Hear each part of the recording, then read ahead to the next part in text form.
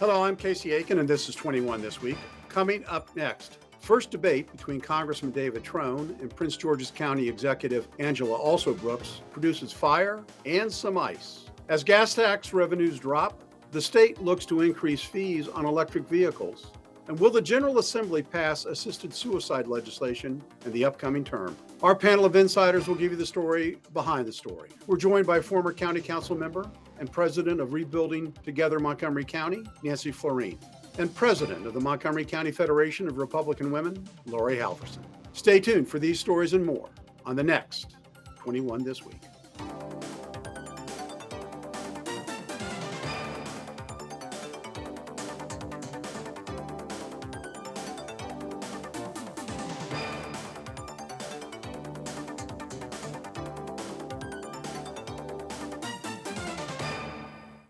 The headline in the Washington Post couldn't have been more ominous.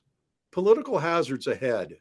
After deep proposed cuts to Maryland's transportation budget faces opposition across the state. Nancy, Governor Wes Moore has proposed implementing $2 billion in cuts in Maryland transportation projects will impact everything from major highways and transit construction projects to litter pickup on state highways. According to the state, Maryland is suffering from poor economic growth in the state and declining revenue streams dedicated to paying for highway construction. How did the Moore administration find itself in this conundrum? Well, we've been around this block before. I'm not sure how many times, but it's a pretty standard thing. Nobody wants to pay for transportation, period. They want somebody else to pay. And so that's why they're always looking at other other revenue generators. It's not a new issue, and I'm not at all surprised. The decision makers don't want to move funds from other programs into transportation. Historically, that's been the case. So, this is what they do. Well, Laurie, the real issue here is the gas tax was raised for the first time in some 20 years, about 3 or 4 years ago. But miles driven by Marylanders has increased since the pandemic years. But revenue generated by that portion of the gas tax is dropping as more electric vehicles and hybrids are being purchased. Is this just another example of the law of unintended consequences for subsidizing electric vehicle purchases?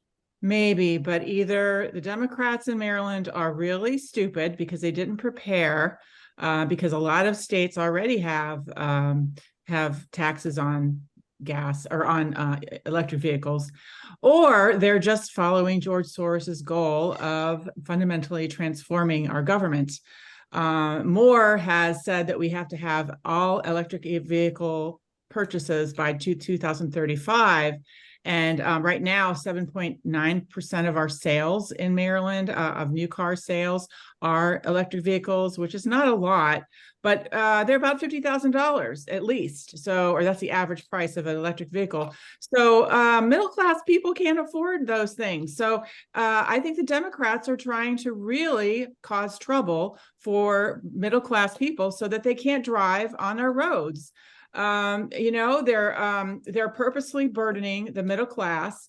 And I think that Moore is purposely setting us up right now for increased taxes for electric vehicles, increased gas taxes, increased taxes in general. He's saying we have over a $3 billion cuts into the transportation coming. Well, can you imagine what that's going to do? I know everyone's getting upset. Oh, we can't have that. We can have that. Oh, okay. We'll take the new taxes instead. Don't go for it. Don't buy it. Don't buy it. There's 130,000 people missing who don't have jobs, who had jobs before the pandemic. Where did they go? Where did they go? I want to stick to transportation right now. Yeah, Laurie. Well, there's a problem, and I think it's illegal immigration. That's where I'm going to start. I'll stop. Well, we can come back to that. Nancy, what Laurie touched on is the divide between the counties and Governor Moore, and as exemplified by political leader from Baltimore County, County Executive Johnny Olszewski, who wants to make sure that, you know, his transportation projects are protected.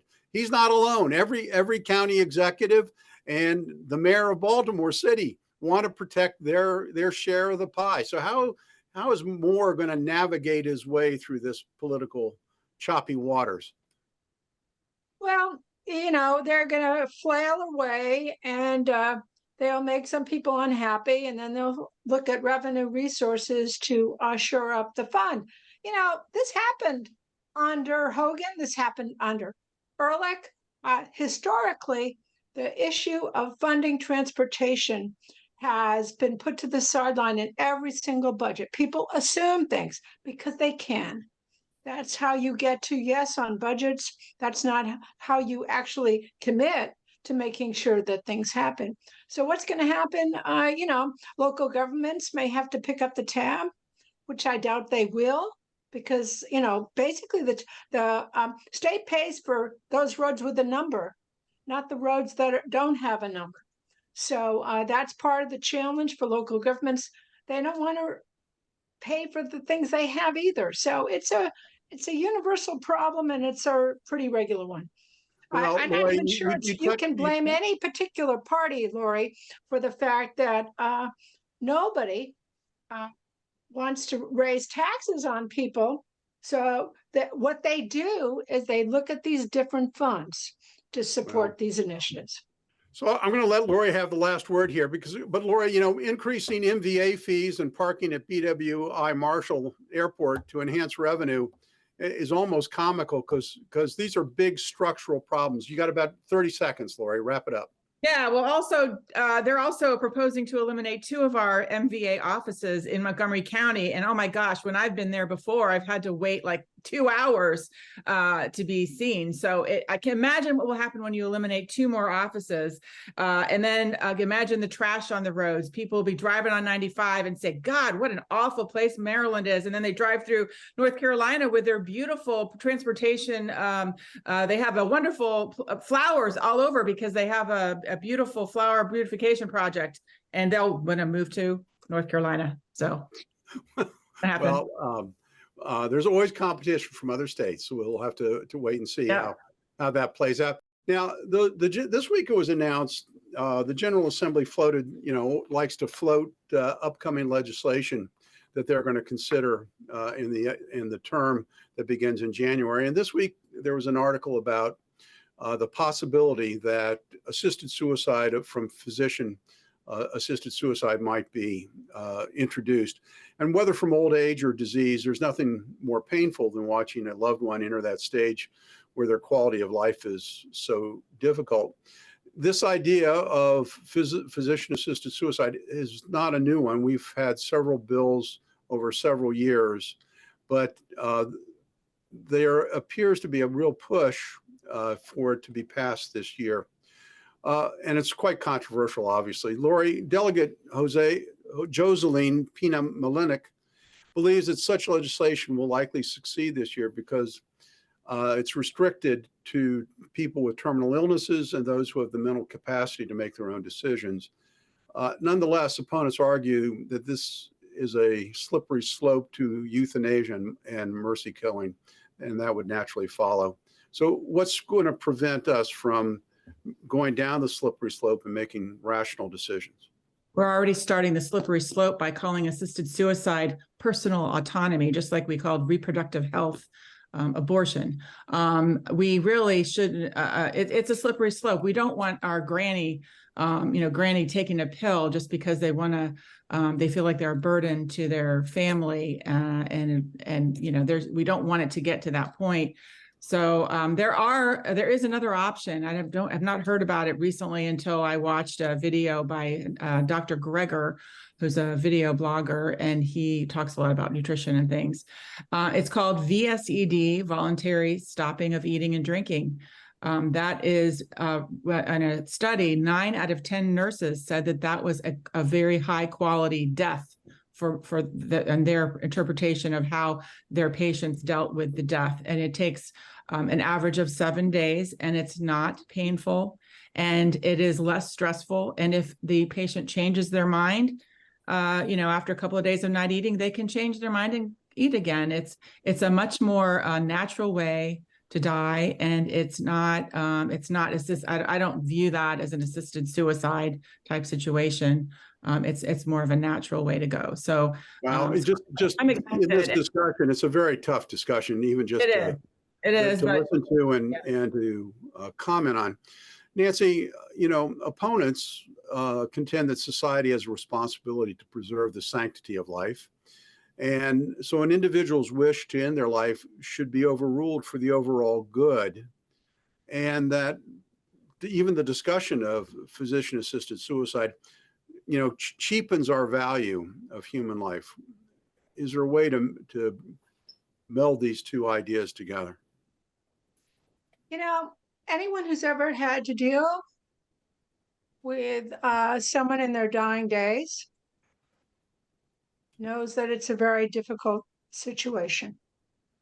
And I think the challenge with these things, it's not the individual, it's the people around them.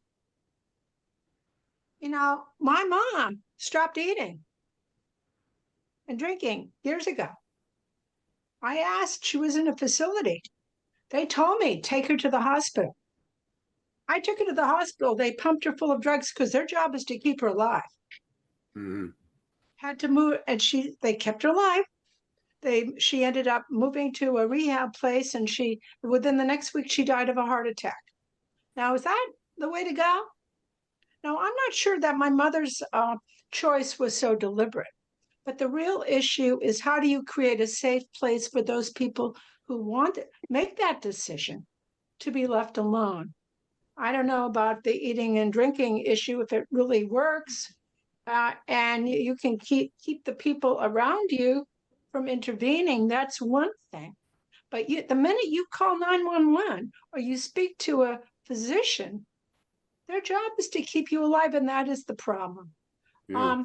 I recommend the book by Amy Bloom, In Love, which talks about her husband's who'd been diagnosed with end-stage dementia, and his decision to end his life, and he had to go to Switzerland to make that happen. It's dreadful, absolutely dreadful. I don't even see how this can be a partisan issue. It is a dreadful situation for all around.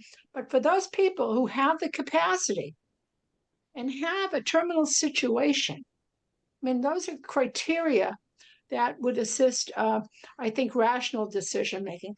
I think it's a slippery slope if you're going to take that approach. The real issue is, how do you create a safe place for those people who are equipped to make that decision? Well, we don't in the U.S. now. I think you can go to Oregon and Washington State, but still they have there are issues in how that's managed. Not easy. Well, there are 10 states plus the District of Columbia that have sanctioned physician-assisted suicide. Very tough topic. Thank you all. We'll see what the General Assembly does when it reconvenes in January. When we come back from this short break, the first debate between David Trone and Angela Alsobrooks produced a lot of heat and allegedly some ice. Stay tuned. Welcome back, by the way. If you watch the political debates that went on this week, not everybody did, of course. You almost get a sense that political debates aren't worth watching. Gone are the days when Stephen Douglas and Abraham Lincoln would travel the country by rail to debate on, for hours at times.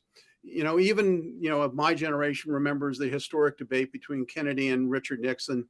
And I mean, that was like on a kaleidoscope. It seems so anachronistic now. Nancy, this week, however, we had a primary debate for the U.S. Senate seat in the Democrat Party between Senator Ben Cardin and County Executive Angela Alsobrooks and businessman Juan Dominguez. And there seemed to be some meat there this time. As reported by Maryland Matters, Dominguez had been sitting between Alsobrooks and Trone on the dais, and he joked, "I'm afraid I'm going to have to move because this is getting so real." So what do you think about what's going on in that race? And how do you, it's a little too early to make decisions, but what do you think about that race? Well, I know that you mean the debate between Angela Alsobrooks and David Trone. Right. The these are performance events.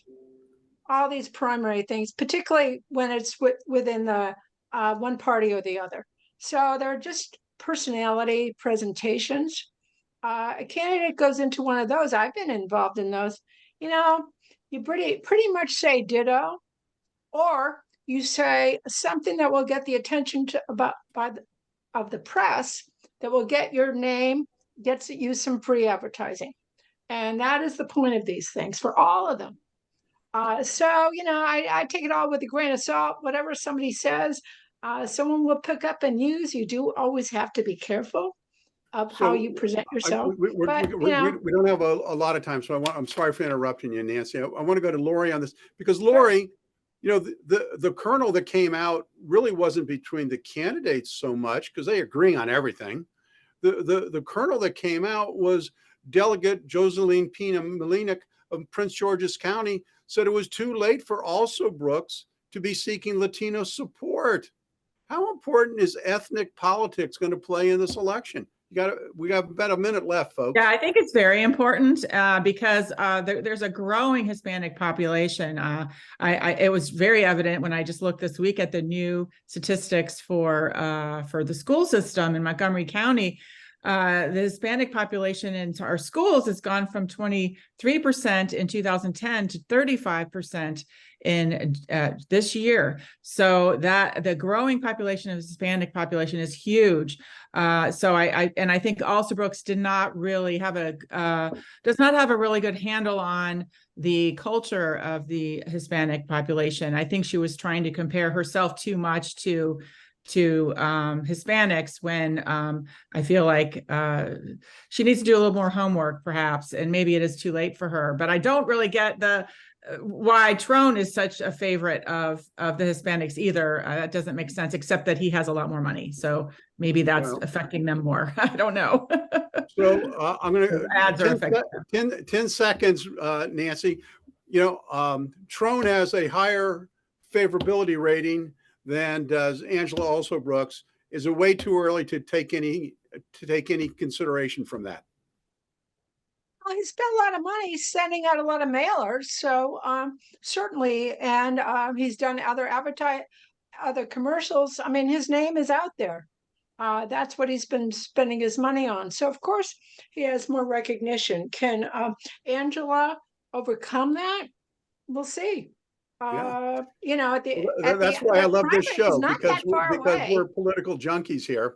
And, for political junkies who watch this show, there's been some recent changes in county government that we should be aware of. Andrew Friedson was elected president of the county council. Not surprising, because he'd been the vice president. They generally elevate.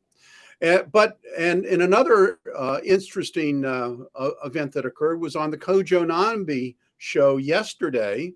Our county executive, Mark Elrich, said that he was considering running for a third term. So, Nancy, I'm going to go to you, since you're the county council, I guess, savant here. What's going on with the county council, and what are we likely to see with Mr. Elrich running again? Well, from the county council perspective, it's not, I think Andrew will be fine. President, what I like is that Kate Stewart was also elected as vice president, which means, we'll have a first timer in charge with the next, I guess, be the next council, huh? Yeah. So that's good. We'll have a woman in charge, and I think that's probably one thing that Laurie and I can agree on. Always good to have women in charge. Mark, look, he's got a free ride. The question is, can he stand it? He's been in public office now for a very, very long time. And he's demonstrated that despite his failure to raise money, it doesn't matter here in Montgomery County. He's a known brand. You get what you pay for. And that's what we have. I don't think it's up to him whether he wants to keep doing it. But I don't think the voters will throw him out. Oh, that's interesting. Laurie, we got a short time left. What are your thoughts on these two changes in county government? I want to congratulate Andrew Friedson. He's my county councilman. So way to go, Andrew. And I hope that you'll listen to the Republicans, and because we do have some things to say. And as far as Elrich, if we need Democrat help, I think there are a lot of Democrats who would not like to see him have a third term. And there is an effort out there that we're trying to, it's a bipartisan effort to limit the county council term, or I'm sorry, the county executive's term to 2 terms instead of 3. That would be 8 years instead of 12 years. That's fair. That's what our president has. So if you want to help out or would like to get involved, please get in touch with me or someone in the Republican Party. And there are other Democrats silently helping, but now it's time for those Democrats to come out and help us to get the petition signed. We need to get 10,000 good signatures, and we're getting close to, well, we're about halfway there, at least at this point. So we have another year to try to do that. So let's and that would be Rich, then please do something to help on the ballot in November. Is that what you're trying to do? Yes, to try to limit him so that he will not be able to have a third term. Yes. And would that apply to the county council or just the? No, only to the county executive. Okay. Yes. Well, that's an interesting way of trying to knock your opponent out. So we'll leave it at that. Stay tuned for parting shots when we come back from the short break. Welcome back. Now with parting shots, Laurie Halverson. Yes, I just want to say happy Hanukkah to all of our Jewish friends who are watching. I'm especially thinking of my Jewish friends at this time and all of that they're going through right now. And my heart goes out to you. And I just hope that we see a peace in the Middle East soon. Thank you, Laurie. Now with her parting shot, Nancy Floreen. Well, I certainly second Laurie's comments about Happy Hanukkah, and let's hope the Middle East situation can get resolved. None of us are too optimistic about it. But I would say, it's never too early to think about participating in the primary. And Montgomery County is always looking for election workers for primary day, which is going to be in May this year. Every year it seems that it gets earlier and earlier. But I have to say this, particularly the challenge has been finding enough Republican workers. So I would encourage folks out there who have any interest in being part of the process to sign up. The training is easy, the commitment, they're getting more and more flexible about the amount of time you have to give to it. And it's a really important opportunity to see how it actually works. It's remarkable, the detail, the challenges, and the opportunity to interact with voters. So keep that in mind before you get too wrapped up with this holiday season. Take care, everyone. Thank you, Nancy. And thank you, Laurie, for being here today. And I want to thank the audience for tuning in each and every week to Montgomery County's hardest hitting political talk show. For 21 this week, I'm Casey Aiken.